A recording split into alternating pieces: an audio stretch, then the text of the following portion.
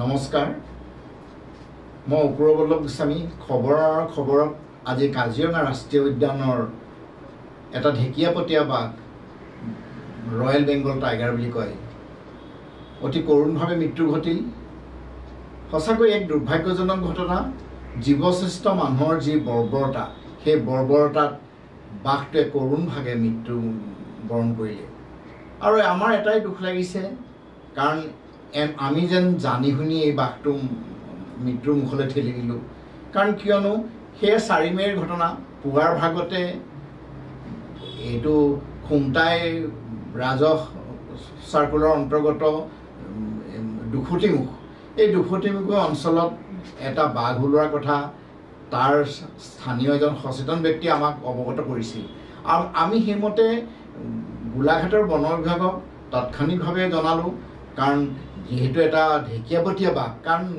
হয় নাহৰ ফুটুকীয়া বাঘ এইবোৰ ঘূৰি ফুৰে কিন্তু ঢেকীয়াপতীয়া বাঘ বুলিলে আমি কাজিৰঙা ৰাষ্ট্ৰীয় উদ্যানৰ কথা ক'ব লাগিব কাৰণ কিয়নো কাজিৰঙা ৰাষ্ট্ৰীয় উদ্যানৰ পৰিসৰ বৃদ্ধিটো এই যিটো ব্যাঘ্ৰ প্ৰকল্প তাৰ এটা দীঘলীয়া ইতিহাস আছে কাৰণ 2006 চনত কাজিৰঙা ৰাষ্ট্ৰীয় উদ্যানখন ব্যাঘ্ৰ প্ৰকল্প ঘোষণা হ'ল ইয়াৰ পৰৱৰ্তী পৰ্যায়ত কাজিৰঙাৰ এই ব্যাঘ্ৰ প্ৰকল্পৰ বাবে আমি বুঢ়া চাপৰি লাওখকে ধৰি তাৰ উদ্যানৰ পৰিসৰ বৃদ্ধি কৰা হ'ল কিন্তু এই যিটো আচলতে 6 এডিশ্যনৰ সমীপত বুলি এইকাৰণেই কৈছোঁ কাৰণ যিখন দুখুটিমুখ সেইটো ওচৰত কিন্তু সেই ওচৰত যেতিয়া এই বাঘটোৰ কথা ওলাইছে আৰু আমি যিটো গোলাঘাটৰ বন বিভাগে যিটো ক'লে যে আমি ইতিমধ্যে পাৰ্টি পঠাই দিছোঁ প্ৰেৰণ কৰিছোঁ আৰু আমি কাজিৰঙা ৰাষ্ট্ৰীয় উদ্যানক অৱগত কৰিছোঁ এতিয়া আমি ধৰক তেওঁলোকৰ এইটো ইণ্টাৰনেল চিঠি আদান প্ৰদান আমিতো নাজানো আৰু আমি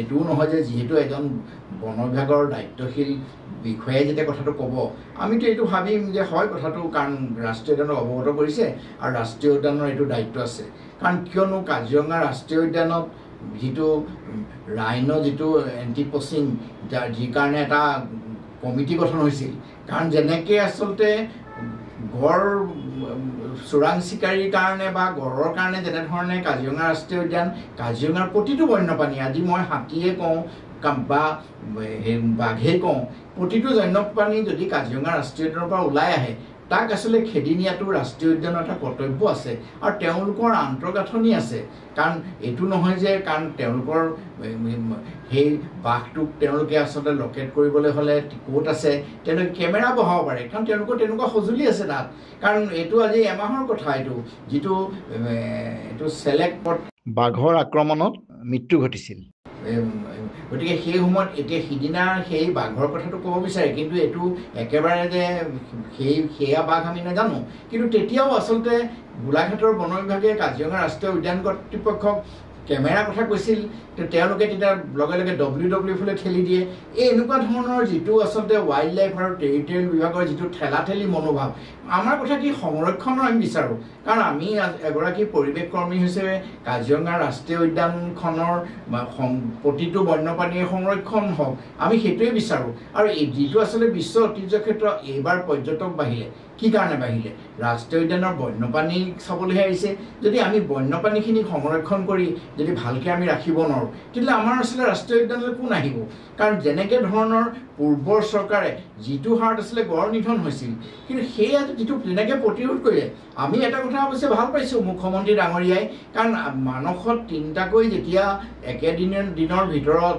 হাতীৰ মৃত্যু ঘটিছিল আমি এটা সামাজিক মাধ্যমত পোষ্ট দিছিলোঁ সেই যে যেনেকৈ ধৰণে গড় হত্যা প্ৰতিৰোধৰ কাৰণে চৰকাৰে যেনেকৈ ব্যৱস্থা লৈ গৈছে কাৰণ হাতী হৈছে Schedule 1ৰ প্ৰাণী গতিকে হাতী হত্যাৰ কাৰণেও চৰকাৰে যিটো ধৰণে চোৰাং চিকাৰী হাতী মাৰি আছে তাৰ বিৰুদ্ধে আচলতে চৰকাৰে এটা ব্যৱস্থা গ্ৰহণ কৰক কিন্তু মুখ্যমন্ত্ৰী ডাঙৰীয়াই লগে লগে এটা পোষ্ট দি কৈছে যে এতিয়াৰ পৰা গড় হত্যাত আমি যেনেধৰণে ব্যৱস্থা লৈছিলোঁ হাতীৰ ক্ষেত্ৰতো সেই একে ব্যৱস্থা আমি গ্ৰহণ কৰিম কাৰণ হাতী আমি যিটো চোৰাং চিকাৰী যি ধৰণে হাতী হত্যা কৰি আছে গতিকে আমি এইটো প্ৰতিৰোধ কৰিব লাগিব গতিকে আমি মুখ্যমন্ত্ৰীৰ এনে প্ৰচেষ্টাক আমি আদৰণি জনাইছোঁ। কিন্তু একে সময়তে আমি এইটো কওঁ যে উদ্যান পক্ষৰ এইটো ধৰণৰ গাফিলতি হ'ব নালাগে, কাৰণ এইটো নহয় যে পূৰ্বতে কৰিছে, এইটো 2003 চনৰ ফেব্ৰুৱাৰী মাহৰ কথা।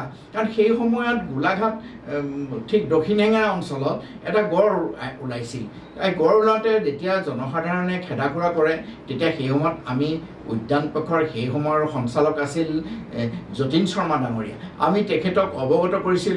আৰু সেই সময়ত গোলাঘাট জিলাৰ আয়ুক্ত আছিল উদয় প্ৰবীণ ডাঙৰীয়া, তেখেতেও আচলতে বলিষ্ঠ পদক্ষেপ গ্ৰহণ কৰি উদ্যানক জনাইছে, বন বিভাগক সক্ৰিয় কৰিছে।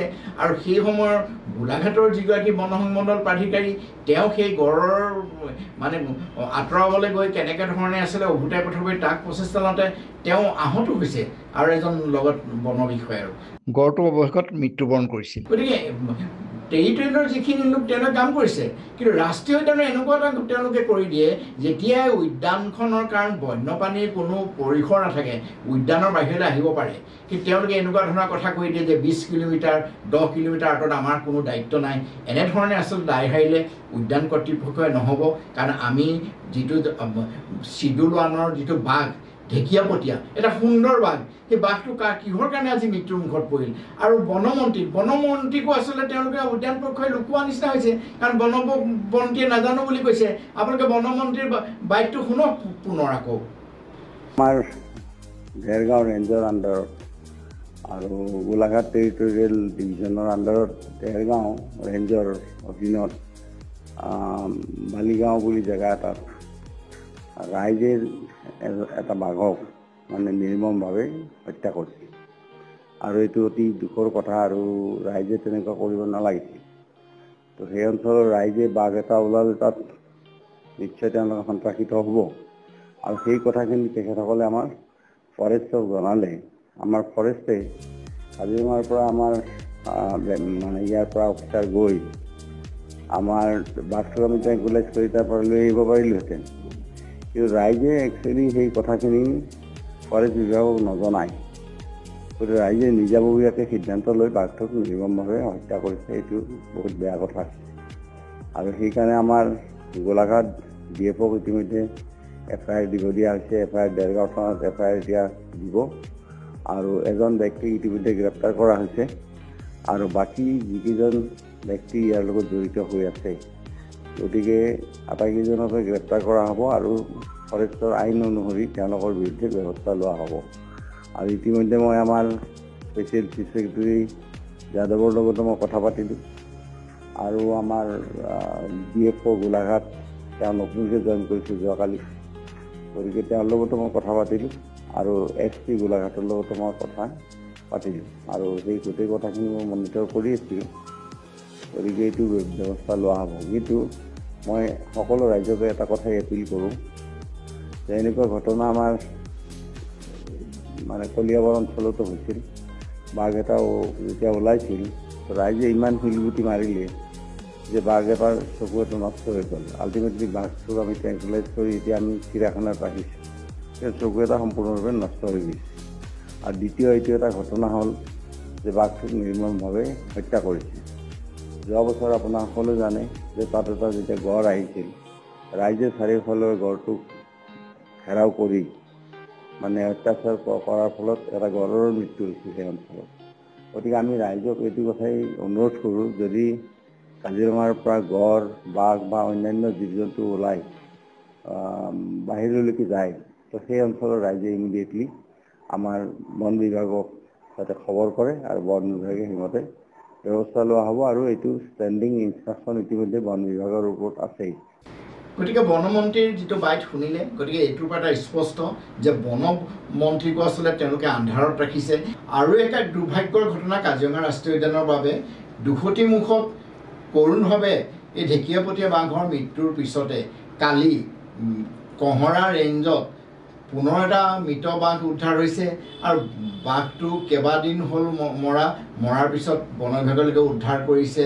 ইয়াৰ পিছত আজি পুৱাও বুঢ়াপাহাৰ ৰেঞ্জত এটা বাঘৰ পোৱালি পুনৰ মৃত অৱস্থাত পোৱা গৈছে। ই সঁচাকৈ এক দুৰ্ভাগ্যজনক ঘটনা, কাৰণ এইবোৰ হ'ব নালাগে। কাৰণ কিহৰ কাৰণে এই ৰাষ্ট্ৰীয় উদ্যানত, যিহেতু আজি আন্তঃৰাষ্ট্ৰীয় ধৰি কেন্দ্ৰীয় চৰকাৰ বা অসম চৰকাৰেও অন্য ৰাষ্ট্ৰীয় উদ্যানকৈ কাজিৰঙাৰ প্ৰতি সদায় সততে দৃষ্টি ৰাখিছে।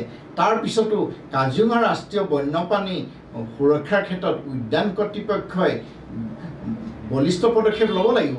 নহ'লে কিন্তু এই যদি এনেধৰণে বন্যপ্ৰাণীসমূহ আলাই আথানি হৈ মৃত্যুৰ মুখত পৰে, তেতিয়াহ'লে ই অনাগত দিনত এটা অশুভ বাৰ্তা। কিন্তু এনেধৰণে যদি উদ্যানৰ জীৱ জন্তু যে উদ্যানৰ ঠিক কাষৰ আঁতৰি গ'লে, কাৰণ আমি কৈছোঁৱেই যে ব্যাঘ্ৰ প্ৰকল্প 2006 চনত ঘোষণা হোৱাৰ পিছত কেন্দ্ৰীয় চৰকাৰে বৃহৎ পুঁজি দিছে, প্ৰতি বছৰে পুঁজি আহি থাকে। ইয়াৰ উপৰিও আন্তঃৰাষ্ট্ৰীয় ফালৰ পৰা ব্যাঘ্ৰ সংৰক্ষণৰ কাৰণে পুঁজি আহে। কিন্তু আমি ভাবোঁ যিটো আন্তঃগাঁথনি, আজি কাজিৰঙাত ৰেস্কিউ চেণ্টাৰ আছে পাণবাৰীত, যদি এই বাঘটো সঁচাকেই তেওঁলোকে যেন ওলোৱাৰ লগে লগে এটা বলিষ্ঠ ভূমিকাৰে বা পদক্ষেপে এই বাঘটো সংৰক্ষণৰ কাৰণে যদি ৰেস্কিউ চেণ্টাৰ চিকিৎসক পঠাই ট্ৰেংকুলাইজ কৰিলেহেঁতেন, তেতিয়াওতো বাঘটো বাচে।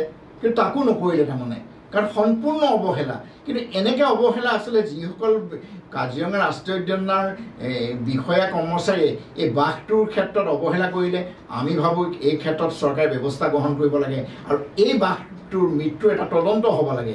এইটো নহয় যিসকলে আচলতে বৰ্বৰতাৰে বাঘটো মাৰিলে তেওঁলোকৰ বিৰুদ্ধে ব্যৱস্থা গ্ৰহণ কৰক, আৰু চৰকাৰে ইতিমধ্যে কৰিছেও, কাৰণ 3জন লোকক গ্ৰেপ্তাৰ কৰিছে। গতিকে একে সময়তে কিন্তু এই যে যিটো কাজিৰঙা ৰাষ্ট্ৰীয় উদ্যানৰ কৰ্তৃপক্ষৰ যিটো গাফিলতি, এই গাফিলতিৰ কাৰণে যে এই বাঘটোৰ মৃত্যু হ'ল, গতিকে এইটোৰ কাৰণে আচলতে চৰকাৰে এটা তদন্ত হ'ব লাগে। নহ'লে কিন্তু এইটো চিডুলানৰ প্ৰাণী। আৰু আমি ভালকৈ যদি চাওঁ, সেই 2006 চনত 110টা ৰয়েল বেংগল বা ঢেকীয়াপতীয়া বাঘ থকাৰ বাবেই ব্যাঘ্ৰ প্ৰকল্প ঘোষণা হৈছিল। ইয়াৰ পৰৱৰ্তী পৰ্যায়ত বাঘৰ সংখ্যা বাঢ়িব পাৰে, কিন্তু সেই বুলিতোতো এইটো এতিয়াও বাঘ আচলতে বিপন্নপ্ৰায় প্ৰাণী হিচাপত ধৰে, কাৰণ যিহেতু চিডুলনৰ প্ৰাণী। কিন্তু এই বাঘ সংৰক্ষণৰ কাৰণে ৰাষ্ট্ৰীয় উদ্যানৰ দাঁতিকাষৰীয়া অঞ্চললৈ বাঘ ওলাই আহিলে, কাৰণ এনেকুৱাও নহয় কেতিয়াবা কাজিৰঙা গড় গৈ মাজুলী পায়গৈ, কাজিৰঙাৰ হাতী গৈ পেলাই মাজুলী ব্ৰহ্মপুত্ৰৰ চাপৰিত থাকে।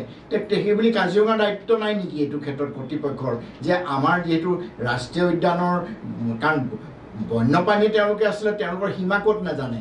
গতিকে এইটো বাৰিষা, এতিয়া কাৰ্বি আংলঙলৈ ঢাপলি মেলিলে দক্ষিণ পাৰে। গতিকে সেই বাৰিষাৰ সময়টোতো উদ্যান কৰ্তৃপক্ষই যথেষ্ট ধৰণে কাম কৰে। মই কৰ্মচাৰীসকলৰ যিখিনি ভূমিকা তেওঁলোকক প্ৰশংসা কৰোঁ, যে বানপানীৰ সময়ত তেওঁলোকৰ নিজৰ জীৱনক তুচ্ছ কৰিও এই বন্যপ্ৰাণীসমূহ উদ্ধাৰ অভিযানত নামি পৰে। গতিকে সেইখিনি আমি চকুৰে দেখিছোঁ। কাৰণ আমাৰ আচলতে সেই বনৰক্ষী বা তেওঁলোকে আজি কাজিৰঙাৰ স্বাৰ্থত নিস্বাৰ্থভাৱে যিসকলে সেৱা আগবঢ়াই হৈছে, আমি সেইসকলক সদায় আচলতে আমি সন্মান যাছোঁ, যে আজি কাজিৰঙাখন বিশ্বৰ আজি বুকুত জিলিকিবলৈ সক্ষম হৈছে। কাৰণ এইবাৰে আচলতে ভাৰতবৰ্ষৰ ভিতৰত 3য় স্থান দখল কৰিছে পৰ্যটকৰ আগমনৰ ক্ষেত্ৰত। গতিকে ই আমাৰ আচলতে অসমবাসীৰ বাবে গৌৰৱৰ কথা। কিন্তু একে সময়তে কাজিৰঙাৰ বন্যপ্ৰাণীসমূহ যদি এই সংৰক্ষণৰ ক্ষেত্ৰত উদ্যান কৰ্তৃপক্ষই গাফিলতি কৰে, ই সঁচাকৈ এক দুৰ্ভাগ্যজনক। আমি ভাবোঁ এই যিটো আচলতে আজি দুখতি মুখত যি ধৰণে বাঘটো কৰুণ মৃত্যু ঘটিল, এইটোৱে আচল বাঘৰ যাতে শেষ হত্যা হওক। অন্ততঃ কাজিৰঙা ৰাষ্ট্ৰীয় উদ্যানে এই ক্ষেত্ৰত তৎপৰতাই আগবঢ়াওক, কাৰণ তেওঁলোকৰ আচলতে আন্তঃগাঁথনি আছে। তেওঁলোকে কেমেৰা লগাই পেলাই আচলতে ডিটেক্ট কৰিব পাৰিলেহেঁতেন বাঘটোক, কিন্তু তেওঁলোকে সময়ত এই কামখিনি নকৰাৰ বাবেই এই বাঘটোৰ আজি কৰুণ মৃত্যু ঘটিল। গতিকে আমি অতিকে দুখ পাইছোঁ। গতিকে আমি চৰকাৰক পুনৰ আহ্বান জনাইছোঁ যে চৰকাৰে এটা তদন্ত কৰক, আৰু দোষী যিসকল বিষয়া বা কৰ্মচাৰী তেওঁলোকক উপযুক্ত শাস্তি প্ৰদান কৰক। আজি খবৰত ইমানতে মুখনি মাৰিছোঁ। পুনৰ এটা বিষয় লৈ আকৌ আহিম আপোনালোকৰ মাজলৈ। নমস্কাৰ।